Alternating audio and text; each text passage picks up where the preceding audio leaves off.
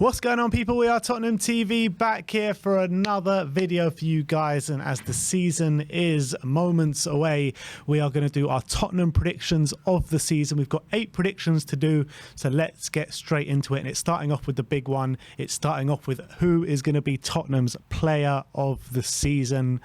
And we've both gone for the same player, surprise, surprise. And we've both gone for Yves Bissouma. Yeah, we did these predictions independent of each other, so we didn't know what each other picked, by the way, before people start getting all conspiratorial in the comments. But yeah, I've gone for Yves Bissouma. I've been delighted from what I've seen in pre-season. I really believe that he's going to have a massive season, not only just because of his quality. I believe he's taking up a bit of a leadership role in the group as well, which is going to give him that bigger sense of responsibility. And I believe him, that number 6 position, dancing away from centre midfielders and opening up space for attackers, is really going to start to be appreciated, not by just Tottenham fans, but I think the wider Premier League fan base, once he starts to get going as well. I see him being a real consistent performer, so I think Yves Bissouma is going to be our player of the season. Yeah, I mean, I picked the same Bissouma, and I think this new system is going to absolutely suit him down to a T. And when you look at the system we were playing last year and the way he was implementing it, he looked like he had the shackles on him. He wasn't happy. He wasn't able to produce what we know he can do. And I think this year we're going to see the Brighton Bissouma, but more. And I think he's going to be a real big influence on this season. And like I keep saying, I just can't wait to see it. I really can't. I did have another player in my mind as well, in James Maddison, who I thought could be up there for player of the season, but I just sided with Yves Bissouma on this one. But let's move on to young player of the year. And again, we've gone for the same player, and that player is Destiny Udogie. And I think this guy has got bundles and bundles and bundles of talent. We finally replaced the Danny Rose the Danny Rose hole that was left many years ago. I think he's got the physicality. I think he's got the quality. I think he's got everything pretty much in his game where he can really take like a duck to water to the Premier League. And I think he's going to be a star in the Premier League this season, not just for Spurs. Yeah, I agree. And I think at 20 years of age, to come into Spurs and snatch that left-back spot, which it looks like he's set to do, I reckon he's going to have a really big season. And I think he's going to have a really impressive campaign. I think he's going to be playing week in, week out. I think he's going to be our first choice player at left back, and I think he's going to cause opposition teams no end of problems with his marauding run down the left hand side, and he seems full of confidence, and he seems like a real handful as well. So I've gone for him to be my young player of the year. All right, moving on to surprise of the season. And finally, we've picked some different predictions. And Sim has gone for Giovanni Lo Celso. I have gone for Richarlison, but why Lo Celso? Yeah, I think no one really expected him to play a part for Tottenham this season. And I think the fact that he's come into the fold and really shown some promising signs in pre-season, I believe in his quality. I really believe that he's a player who's been underrated by a lot of Tottenham fans due to his injuries and the fact that he's not been fancied by previous managers. But I think under Ange Postecoglou, in the system that we're playing with players around him, his ability to wriggle out tight situations, his eye for a pass, and I believe as well he's got more of a goal scoring touch than he's shown in a Tottenham shirt. I believe when he starts to break into the team and starts to get game time, he's going to surprise a lot of people and how effective he can be and how good he is in the central midfield, especially in the number 10 position. So I'm backing Lo Celso to have a good impact this season. So he's my surprise of the season. Well, he was definitely a surprise of pre-season though, wasn't he? He had a brilliant pre-season. Let's hope he can take that into the Premier League campaign. I went for Richarlison, the Brazilian number 9. I think that, he's been a bit of an object of fun throughout the Premier League this season, throughout last season, and maybe coming into this season as well when people are doing their previews of the season. But I think with Harry Kane gone now, with him leading the line in the number 9, I think the system is tailor-made for him. I think he's really good in that number 9 role, and if he can get his shooting boots on and really find the back of the net on a consistent basis, which I believe he can, I think he can have a massive impact for Tottenham this season, pressing from the front. Sometimes that number 9 in the Ange system is kind of like a sacrificial lamb where they don't really get involved in the build-up play, but they're there in the box, a fox in the box, really to finish off those chances, pressing from the front. And I think he really can do that. And, he scores time and time again for Brazil. So everyone's saying, oh, he only scored 1 goal last season. How many is he going to get this season? And I think it's going to be a completely different kettle of fish this season. And I'm backing him to up his game massively under Ange. And I think Ange will put his faith in him as well. So I'm going for Richarlison, a surprise of the season. Next up is a flop of the season. Again, we've gone for different predictions. Sim has gone for Manor Solomon.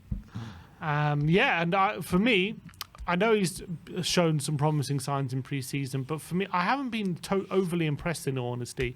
I think he's like a nice little dribbly winger who can occasionally take on his man, get shots off, but it's not. I haven't really seen anything from him which I haven't seen from any other standard Premier League winger who's got a bit of pace, to be honest. And as much as I'm hopeful that I'm wrong, I don't see anything special in Manor Solomon, and I think people expecting him to come in and make a big impact, I just think are going to be left disappointed, and I think he's going to struggle to really get that many goals. I don't think he's much of a creator himself. I don't see him as the one who lays chances on a plate for his teammates as well. So I'm predicting him to be our flop of the season. Wow. Manor, come on, step up, Manor. We believe in you. I'm going for the goalkeeper, Vicario.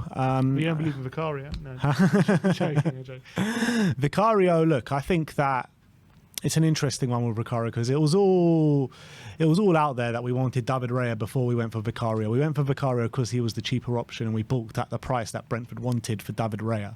And I feel like sometimes it doesn't work out like this all the time, but sometimes when you go buy cheap, you have to buy again. And I got a feeling that this could potentially happen with Vicario. I haven't been overly impressed either with what I saw from him in pre-season, albeit as a very small sample size. But look, I'm hoping that he can perform this season and be our goalkeeper for years to come. But I do have my questions at the moment. So I'll go for Vicario, but the player I really wanted to go for was Eric Dyer, but I thought that was just too much of an easy choice, to be honest. So I went for Vicario.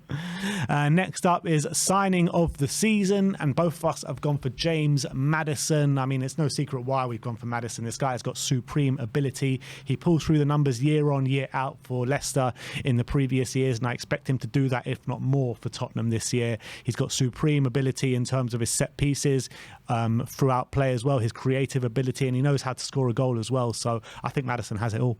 I agree. It was a toss-up between him and Van der Ven in my mind, but I just went for Maddison because I believe he's going to be more used to the Premier League. He's going to be able to fit in like a glove into the team. I think the formation's perfect for him. I think he's going to, as well, in a weird way, now Kane is set to leave, I think he's going to take a more senior role in the squad, at his age, and I think Postecoglou mentions he's becoming more of a leader, and I think he's going to take that mantle, and I think he's going to really up his game, and I believe if he can get similar numbers to what he was getting last few seasons for Leicester, and if he can perform consistently, I think he could even be better than that, and I think he can get even better numbers. He can score goals, he can assist, he can take free kicks, he can take set pieces. I think he's going to be crucial for our creativity this season, so I've just gone, because he's going to be a consistent start every week, I've gone for Maddison.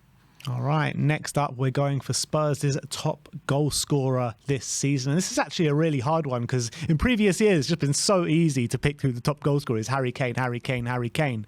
But who is going to pick it up with life after Harry Kane? And we've both picked the same player. Can you guess who it is? It is Richarlison. And it's no surprise why I went for Richarlison, because I put for him as my surprise of the season, and I'm not going to sit here and repeat everything I said for surprise of the season, so I'll let you have this one. Yeah, I think Richarlison is, knowing now he's the main striker, he's got the number one role. I'm hoping it's going to give him a lot more confidence that he's had since he's come to Tottenham to really start scoring a few more goals. And I don't even think it's a case of him being a clinical finisher. I just think I'm hopeful, the way I look at it, is that we're just going to create so many chances, he's bound to finish a few of them. And if he can get between 10 and 15 Premier League goals, and Spurs start sharing the goals around a lot more than we have in previous seasons, I'm banking him to get that top goal scorer spot. And as you say before, I think he's very good at attacking crosses, which we're going to be doing a lot of this season. I think he's one who's going to be gobbling up chances, tap-ins and rebounds and stuff like that. And I think he's tailor-made for that. And not being involved in the build-up play too much could actually suit him when it comes to him just being in the box, being able to poach on things. And I think as well, he could be forcing mistakes from the opposition and being able to pounce on that as well. So I just think, I look at the rest of the team as well. I'm not sure who's going to get a larger volume of goals than him in their respective positions. So I've gone for Richarlison. All right, so Rishi, it's a big season for you, my friend, this year, but let's move on to the top assister of the season, and I think you can probably guess who we've picked, and it is James Maddison. Like we said before, supreme ability his assisting and in his crossing. He's going to be taking the corners. He's going to be on the free kicks, and on top of that, he's just got supreme ability from open play as well.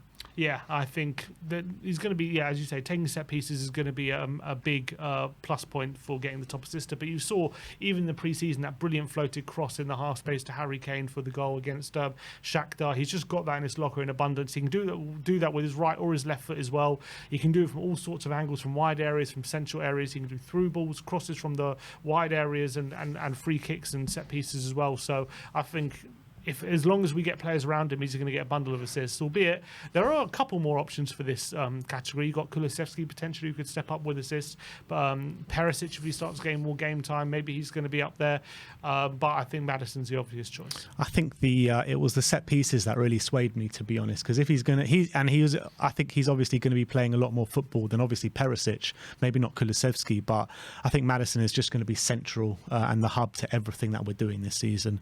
And let's move on to last and not least, the league finish this season. So where have we predicted Spurs to finish?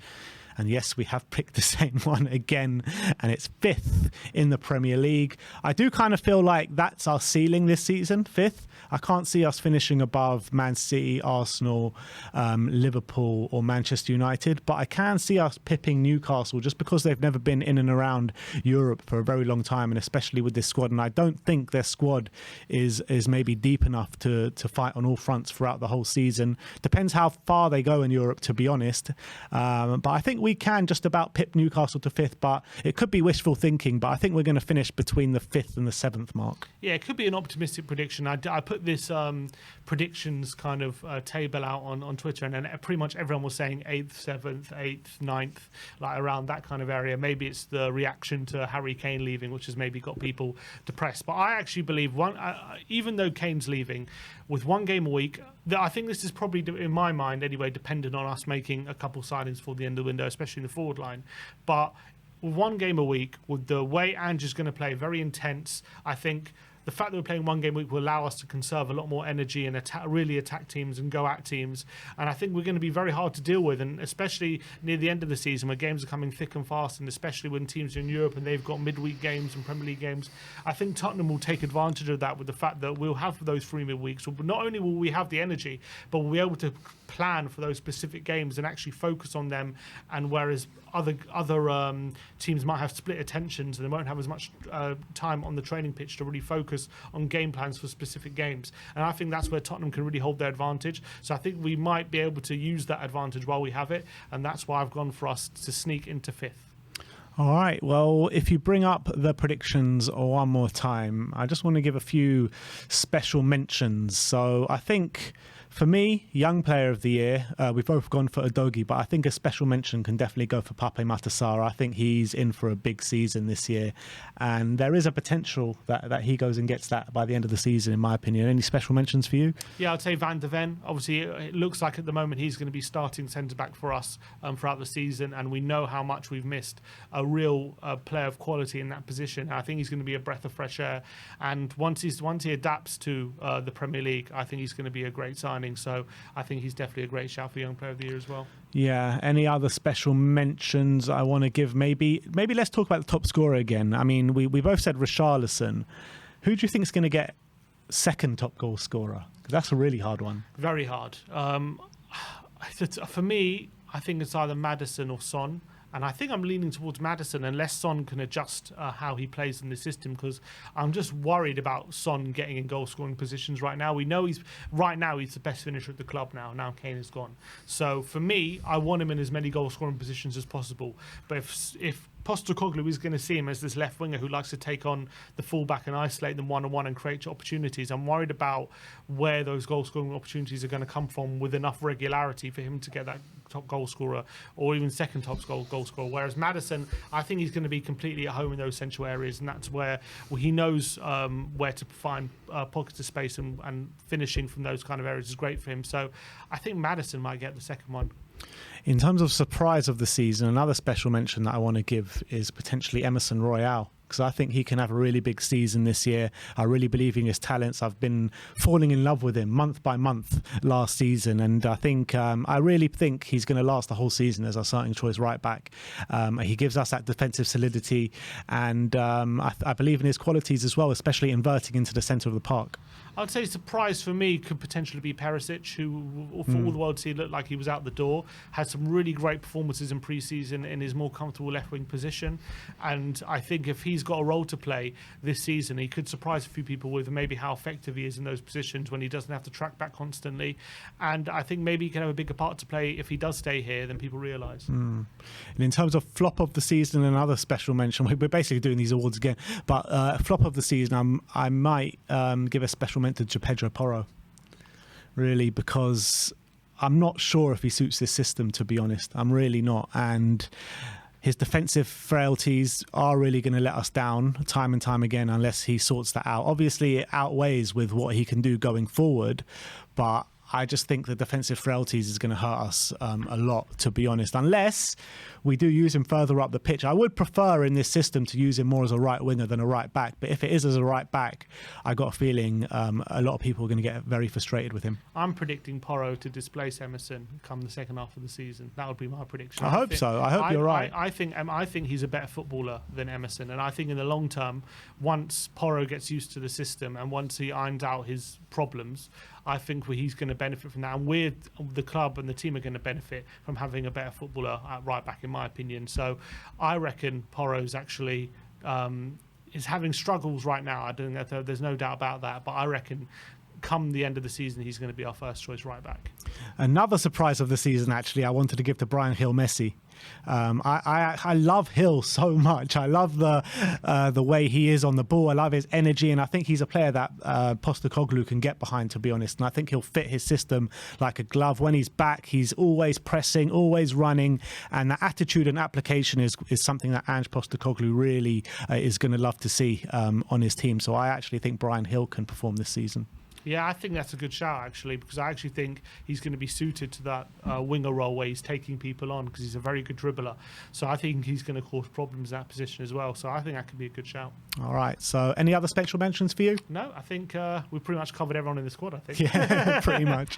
But that is your Tottenham predictions. Let us know your predictions in the comment section below. Thank you, everyone, for joining us today. Like, subscribe and comment. And as always, come on, you Spurs.